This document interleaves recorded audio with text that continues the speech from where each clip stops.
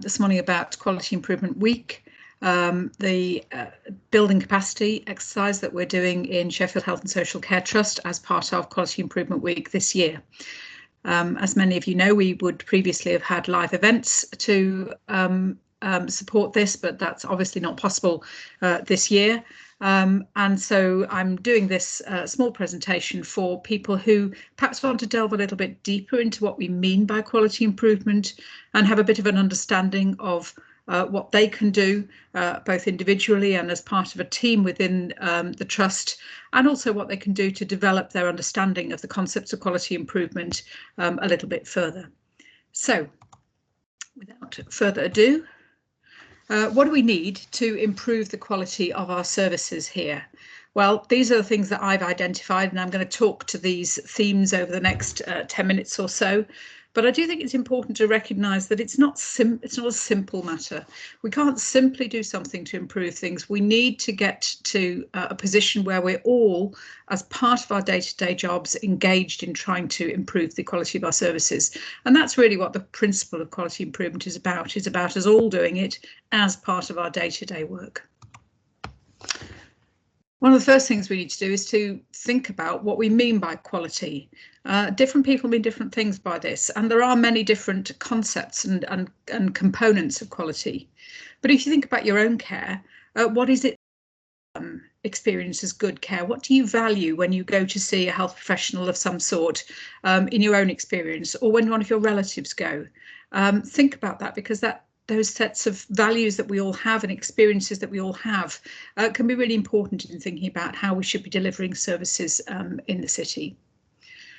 We use the feedback that we get from our service users, our carers, our lived experience staff, and others in thinking about how to improve our services. What's going right, what's going wrong, where can we improve? Of course, many people belong to a profession which will set professional standards. If you're one of the clinical staff here, and all of these professional bodies set standards that speak to the quality agenda. And also, of course, foremost on our mind at the moment is the CQC feedback that we have had about areas of concerns that they've noted in our trust. These are the values of the CQC. This is what they focus on. And I don't think anybody could possibly disagree with any of the things that they are talking about or aiming at. And we really need to take note of what they have said in thinking about how to improve the quality locally. Can I do it? Do I have permission? How do I do it? These are the sorts of questions we frequently get asked. Well, there's many documents that will help you and support you in doing this. And in terms of permission, I can assure you that you have the permission and indeed encouragement of the board, of the executive team, or local team leaders as well. So please go ahead and feel that you do have permission to do this, that it is a part of your job, and that we want all of you to be thinking about this.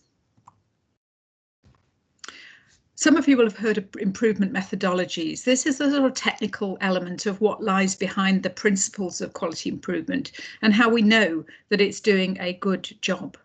Many of you who are from Sheffield or locally understand the methodology that we use here will know about microsystems.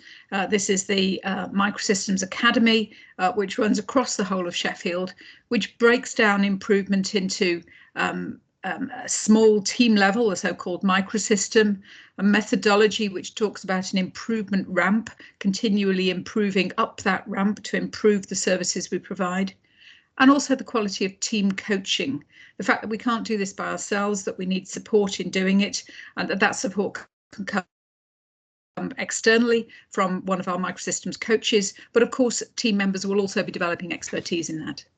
The other methodology that people may have heard about is the IHI, Institute for Healthcare Improvement, and they identify a methodology which is based on a PDSA cycle, that plan, do, study, act cycle, and think about the way in which we can continually be going round that cycle to continuously improve what we're doing.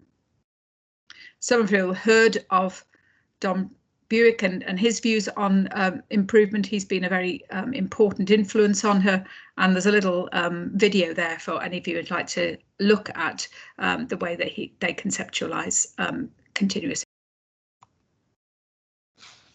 If that all feels a bit much to you, don't worry. Expertise is important, and there's plenty of that within the organisation, but enthusiasm is equally important.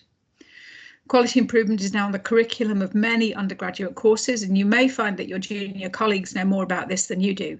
So do ask them what they understand of that, and benefit from their learning.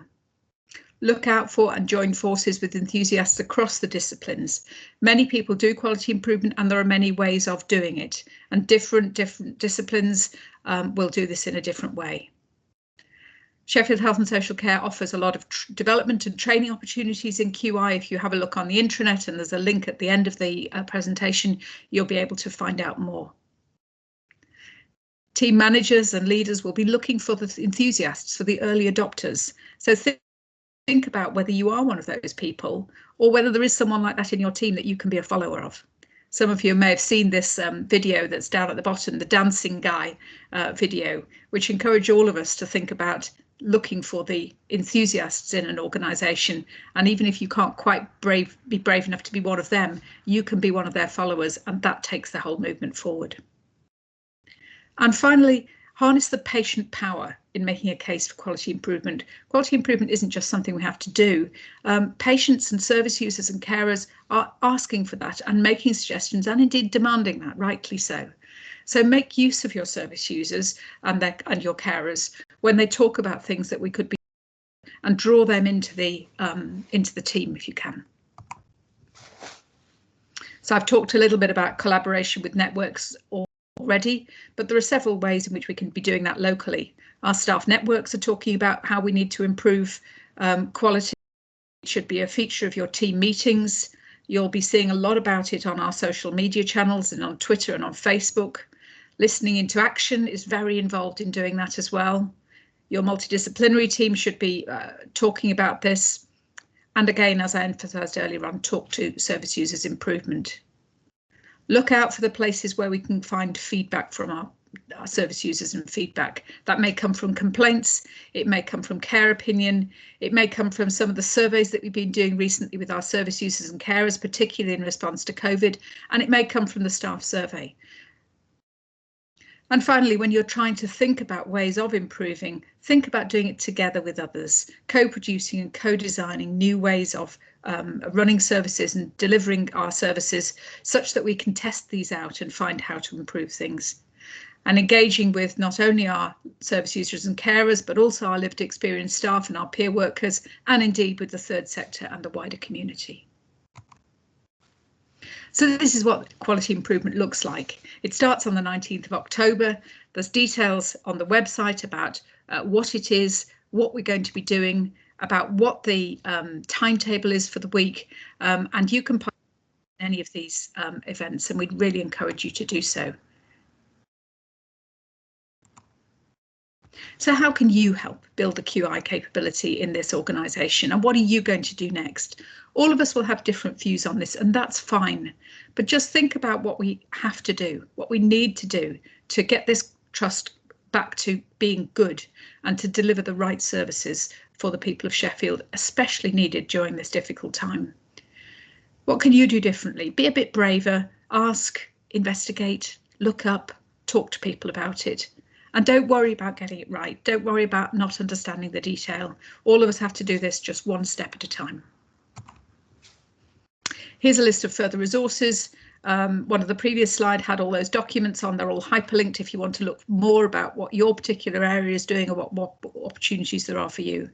And down at the bottom is our own trust site on QI, where you can learn about how you can participate in this and help us further. Thanks ever so much for your engagement with this, for listening, and I really hope that you're will manage to join some of the events in QI week, and I look forward to seeing some of you there. Bye now.